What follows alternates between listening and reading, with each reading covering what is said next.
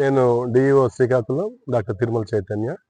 I have received a complaint from the parents and the local officers of our department. నా department officers మరియు local ఆ parents కూడా ఇచ్చారు.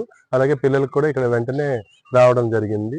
ముఖ్యంగా ఇది చైల్డ్ అబ్యూస్ అనేది బాగా కనిపిస్తోంది ఇక్కడ. మరి ఎందుకు అలా బిహేవ్ చేశారనే దాని గురించి పిల్లల్ని అడిగితే వాళ్ళు ఒకటే ఏడుచుకుంటూ కూడా చెప్తూ ఉన్నారు. దాని మీద పేపర్ మీద కూడా రాసిచ్చారు. అది చదువుతూ ఉంటే కొద్దిగా ఎందుకో ఇబ్బందికరంగా అనిపించింది. ఇంత సర్వీస్లో కూడా ఇలాంటివి ఎందుకు జరుగుతున్నాయో కూడా తెలియట్లేదు. అప్పటికీ మేము ఎంత అలర్ట్గా ఉన్నామో మీ అందరికీ తెలుసు. ఎక్కడ కనబడినా కూడా ఏ రకంగా క్షమించే పరిస్థితి కూడా మేము చూడటం లేదు.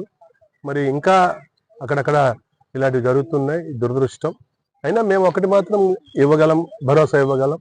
ఏ పాప లేకపోతే ఏ టీచర్ కూడా ఒక్కసారి మా దృష్టికి తీసుకొస్తే ఎలా దానికి ట్రీట్మెంట్ ఇవ్వాలో అనేది చూస్తారు.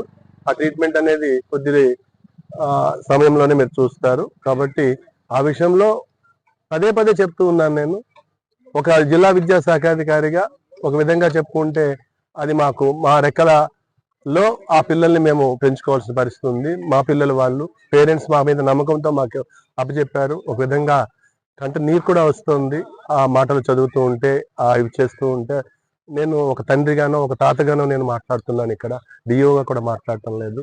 డెఫినెట్గా నేను ఆ విషయంలో ఇంకేమీ అలాంటి రాజీలు ఇలాంటివి ఉండవు. చాలా దగ్గరలో అది ఒక పెద్ద జాడ్యం, ఒక రోగం కూడా తయారై ఉన్నది.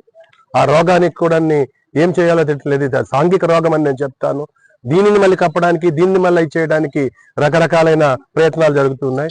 ఆ ప్రయత్నాలకి ఎట్టి పరిస్థితుల్లోనూ లొంగే పరిస్థితులు లేదని చెబుతూ ధన్యవాదాలు.